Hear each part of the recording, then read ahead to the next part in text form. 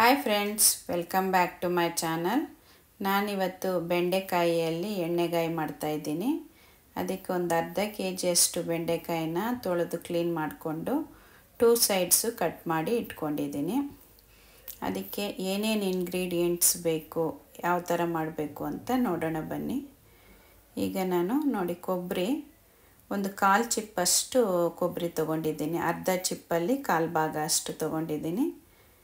ಆಮೇಲೆ ಮೆಣಸು, ಕರಿಮೆಣಸು ಬಂದು ಒಂದು 10, ಜೀರಿಗೆ 1 ಸ್ಪೂನ್ ತೊಗೊಂಡಿದ್ದೀನಿ, ಕಡಲೆಬೇಳೆ 2 ಸ್ಪೂನು,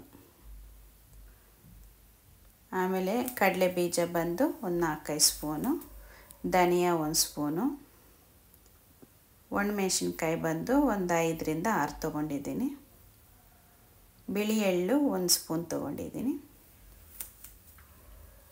ಒಂದು ಈರುಳ್ಳಿ ಒಗ್ಗರಣೆಗೆ, ಸ್ವಲ್ಪ ಕರಿಬೇವು ಒಣಗಿರೋದು ತೊಗೊಂಡಿದ್ದೀನಿ. ಒಂದು ಪ್ಯಾನಲ್ಲಿ ಇವೆಲ್ಲ ಐಟಮ್ಸ್ ಹಾಕ್ಕೊಂಬಿಟ್ಟು ಲೈಟ್ ಫ್ರೈ ಮಾಡ್ಕೊಳ್ಳೋಣ. ಇದಕ್ಕೇನು ಎಣ್ಣೆ ಬಳಸೋದು ಬೇಡ, ಆ ಥರನೇ ಫ್ರೈ ಮಾಡ್ಕೊಂಬಿಡೋಣ. ನೋಡಿ, ಈ ಥರ ಲೈಟ್ ಫ್ರೈ ಮಾಡಿಕೊಂಡ್ರೆ ಸಾಕು. ಸ್ಟವ್ ಫ್ಲೇಮ್ ಬಂದು ಕಮ್ಮಿ ಇರಬೇಕು. ನೋಡಿ, ಇದಾಗಿದೆ. ಈಗ ಆಫ್ ಮಾಡ್ಕೊತಾ ಇದ್ದೀನಿ. ಇದನ್ನೊಂದು ಪ್ಲೇಟಲ್ಲಿ ತೊಗೊಂಡು ಸ್ವಲ್ಪ ತಣ್ಣಗಾದ್ಮೇಲೆ ಮಿಕ್ಸಿ ಜಾರ್ಗೆ ಹಾಕ್ಕೊತೀನಿ. ತಣ್ಣಗಾಗಿತ್ತು, ಮಿಕ್ಸಿ ಜಾರ್ಗೆ ಹಾಕ್ಕೊಂಡಿದ್ದೀನಿ. ಒಂದು 1/4 ಸ್ಪೂನ್ ಅಷ್ಟು ಅರಿಶಿಣ, ಸ್ವಲ್ಪ ಕರಿಬೇವು, ಸ್ವಲ್ಪ ಬೆಲ್ಲ ರುಚಿಗೆ, ಆಮೇಲೆ ಸ್ವಲ್ಪ ಹುಣಸೆ ಹಣ್ಣು, ನಿಮ್ಗೆ ಎಷ್ಟು ಹುಳಿ ಬೇಕೋ ನೋಡ್ಕೊಳ್ಳಿ, ಸ್ವಲ್ಪ ಉಪ್ಪು, ಇಷ್ಟು ಹಾಕಿ ನಾವು ಈಗ ಮಿಕ್ಸಿ ಮಾಡ್ಕೊಂಡು ಬರೋಣ. ನೋಡಿ, ಡ್ರೈ ಆಗಿ ಮಿಕ್ಸಿ ಮಾಡ್ಕೊಂಡಿದ್ದೀನಿ, ನೀರೇನು ಬಳಸಿಲ್ಲ ನಾನು. ನೋಡಿ, ಈ ಥರ ಪೌಡರ್ ಥರ ಮಾಡ್ಕೋಬೇಕು. ಈಗ ಇದಕ್ಕೆ ಸ್ವಲ್ಪ ನೀರು ಹಾಕ್ಕೋಬೇಕು, ಜಾಸ್ತಿ ಹಾಕಬಾರ್ದು. ಕೆಲವರು ಎಣ್ಣೆ ಬಳಸ್ತಾರೆ, ನಾನಿಲ್ಲಿ ನೀರು ಬಳಸ್ತಾ ಇದ್ದೀನಿ. ಇದನ್ನೀಗ ಪೇಸ್ಟ್ ಥರ ಮಾಡ್ಕೊಂಬರ್ತೀನಿ. ನೋಡಿ, ಈ ಥರ ಪೇಸ್ಟ್ ಮಾಡ್ಕೋಬೇಕು. ಈ ಮಸಾಲೆನ ನಾವು ಮೊದಲೇ ಕ್ಲೀನ್ ಮಾಡ್ಕೊಂಡು ಇಟ್ಕೊಂಡಿದ್ವಲ್ಲ ಬೆಂಡೆಕಾಯಿ, ಆ ಬೆಂಡೆಕಾಯಿಗೆ ಮಧ್ಯದಲ್ಲಿ ಅರ್ಧ ಭಾಗ ಮಾಡ್ಕೋಬೇಕು. 2 ಭಾಗ ಮಾಡ್ಕೊಳಕ್ಕೆ ಹೋಗಬೇಡಿ, ಮಧ್ಯಕ್ಕೆ ಸೀಳ್ಕೋಬೇಕಷ್ಟೇ. ಅದನ್ನು ಸೀಳ್ಕೊಂಡು ಅದರಲ್ಲಿ ಹುಳ ಇದೆಯಾ, ಅದು ಕ್ಲೀನಾಗಿದೆಯಾ ಇಲ್ವಾ ಅಂತ ನಾವು ನೋಡಬೇಕು. ಹಿಂಗೆ ಓಪನ್ ಮಾಡಿಬಿಟ್ಟು ನೋಡಿ, ಎಲ್ಲ ಈ ಥರ ಕಟ್ ಮಾಡಿ ಅರ್ಧಕ್ಕೆ ಸೀಳ್ಕೊಂಡು ಇಟ್ಕೊಂಡು ಓಪನ್ ಮಾಡಿಕೊಂಡು ರೆಡಿ ಮಾಡ್ಕೊಂಡು ಇಟ್ಕೋಬೇಕು. ಅದರಲ್ಲಿ ಈ ಮಸಾಲೆನ ನಾವು ತುಂಬಿಸ್ಬೇಕಾಗತ್ತೆ. ನೋಡಿ, ಈ ಥರ ಓಪನ್ ಮಾಡಿ ಒಳಗೆ ಕ್ಲೀನ್ ಇದೆಯಾ ಇಲ್ವಾ ಅಂತ ಚೆಕ್ ಮಾಡ್ಕೊಂಡು ಇಟ್ಕೋಬೇಕು. ಈಗ ನಾನೆಲ್ಲ ಕಟ್ ಮಾಡ್ಕೊಂಡಿದ್ನಲ್ಲ, ಅದಕ್ಕೆ ಮಸಾಲೆನ ಈ ಥರ ತುಂಬಿಸ್ತಾ ಇದ್ದೀನಿ. ನೋಡಿ, ಈ ಥರ ಎಲ್ಲ ಬೆಂಡೆಕಾಯಿಗೂ ಈ ಥರ ಮಸಾಲೆ ತುಂಬಿಸ್ಕೋಬೇಕು. ಸೇಮ್ ಬದನೆಕಾಯಿಗೆ ಹೆಂಗೆ ತುಂಬಿಸ್ತಾ ಇದ್ವು, ಬದನೆಕಾಯಿ ಎಣ್ಣೆಗಾಯಿ ಮಾಡಿದಾಗ ಆ ಥರ ಇದು ಬೆಂಡೆಕಾಯಿಗೂ ನಾವು ಕಟ್ ಮಾಡಿಕೊಂಡು ಈ ಥರ ಮಸಾಲೆ ತುಂಬಿಸ್ಕೋಬೇಕು. ಈ ಥರ ಎಲ್ಲ ಬೆಂಡೆಕಾಯಿಗೂ ತುಂಬಿಸ್ಕೊಂಡು ರೆಡಿ ಮಾಡಿಕೊಂಡು ಇಟ್ಕೊತೀನಿ. ಆಮೇಲೆ ಒಂದೇ ಸಾರಿ ನಾವು ಒಗ್ಗರಣೆ ಮಾಡ್ಕೋಬೋದು. ನೋಡಿ, ಈ ಥರ ಬಾಣಲೆ ಇಟ್ಕೊಂಡಿದ್ದೀನಿ. ಇದಕ್ಕೆ ನಮಗೆ ಒಗ್ಗರಣೆಗೆ ಎಷ್ಟು ಬೇಕೋ ಅಷ್ಟು ಎಣ್ಣೆ ಹಾಕ್ಕೊತಾ ಇದ್ದೀನಿ. ಆಮೇಲೆ ಸಾಸಿವೆ ಸ್ವಲ್ಪ, ಕರಿಬೇವು ಸ್ವಲ್ಪ ಅರಿಶಿನ ಹಾಕ್ಕೊತಾ ಇದ್ದೀನಿ. ಆಮೇಲೆ ಒಂದು ಈರುಳ್ಳಿ ಸಣ್ಣಗೆ ಹೆಚ್ಕೊಂಡಿದ್ನಲ್ಲ, ಅದನ್ನ ಹಾಕ್ಕೊತಾ ಇದ್ದೀನಿ. ಇದಕ್ಕೆ ಅರಿಶಿನ ಎಷ್ಟು ಹಾಕಿದ್ರೂ ಒಳ್ಳೆಯದು, ಆರೋಗ್ಯಕ್ಕೆ ತುಂಬಾ ಒಳ್ಳೆಯದಲ್ವ. ಅರಿಶಿನ ನಾನು ಮನೆಯಲ್ಲೇ ಪೌಡರ್ ಮಾಡ್ಕೊತೀನಿ.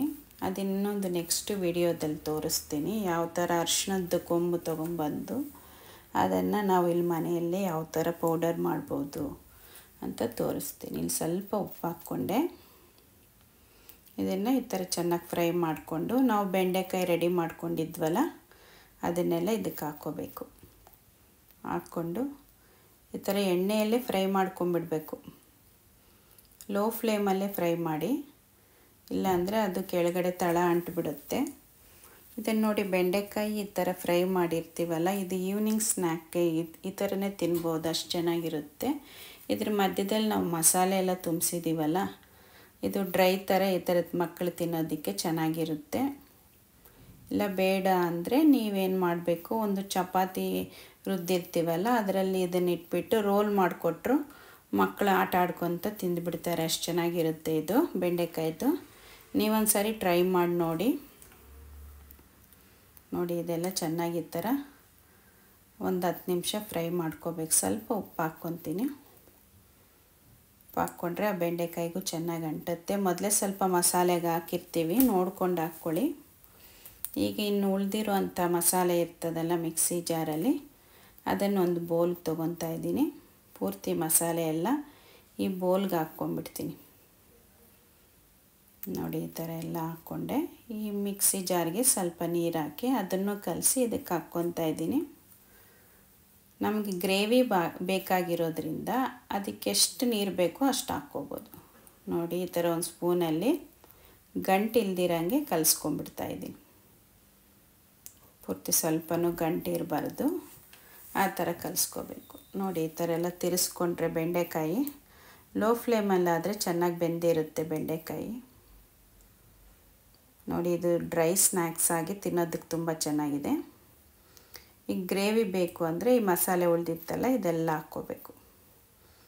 ಈ ಥರ ಮಸಾಲೆ ಹಾಕ್ಕೊಂಡು ಮತ್ತೆ ಅದಕ್ಕೆ ಸ್ವಲ್ಪ ನೀರು ಹಾಕಿ ಇಟ್ಕೊಂಡಿರ್ತೀನಿ. ಕಮ್ಮಿ ಬಂತು ಅಂದರೆ ಮತ್ತೆ ಇನ್ನು ಸ್ವಲ್ಪ ನೀರು ಹಾಕ್ತೀನಿ. ನೋಡಿ, ಈ ಥರ ಕಲಿಸ್ತಾ ಇರಬೇಕು. ಇದಕ್ಕೆ ಬೇಳೆ ಮತ್ತು ಇದು ಬೆಳೆಸಿದ್ದೀವಲ್ಲ ಕಡಲೆ ಬೀಜ, ಅದಕ್ಕೆ ಬೇಗ ಗಟ್ಟಿಯಾಗಿಬಿಡುತ್ತೆ ಮಸಾಲೆ. ಅದು ಬೇಯ್ತಾ ಇರಬೇಕಾದ್ರೆ ನೋಡಿಕೊಂಡು ಗಟ್ಟಿಯಾಗೋದು ನೋಡಿಕೊಂಡು ನೀರು ಹಾಕ್ಕೋಬೇಕು ನಾವು. ಈಗ ನಾನು ಸ್ವಲ್ಪ ನೀರು ಕಲಸಿಟ್ಟಿದ್ನಲ್ಲ ಅದನ್ನ ಹಾಕ್ಕೊತಾ ಇದ್ದೀನಿ.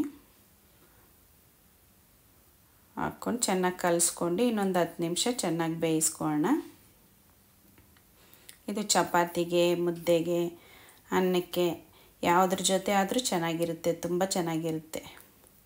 ಇದಕ್ಕೆ ಟಿಪ್ಸ್ ಇನ್ನೊಂದು ಹೇಳಬೇಕು ಅಂದರೆ, ಇದು ಬೆಂಡೆಕಾಯಿ ಬದಲು ನಾವು ಇದನ್ನು ಹೀರೆಕಾಯಿನ ಬಳಸ್ಬೋದು, ತೊಂಡೆಕಾಯಿನ ಬಳಸ್ಬೋದು, ಬದನೆಕಾಯಿ ಎಲ್ಲ ಥರನೂ ಮಾಡ್ಕೋಬೋದು. ನೀವು ರೆಡಿ ಪೌಡರ್ ಹಂಗೆ ಇಟ್ಕೊಂಡಿದ್ರೆ ಮಿಕ್ಸಿ ಮಾಡಿರೋದನ್ನು ಫ್ರಿಜ್ಜಲ್ಲಿ ರೆಡಿಯಾಗಿ ನೀವು ಇಂಥವೆಲ್ಲ ಐಟಮ್ಸ್ ಮಾಡಿಕೊಂಡು ಚಪಾತಿ ಇಲ್ಲ ರೊಟ್ಟಿ ಜೊತೆಗೆ ತಿನ್ಬೋದು.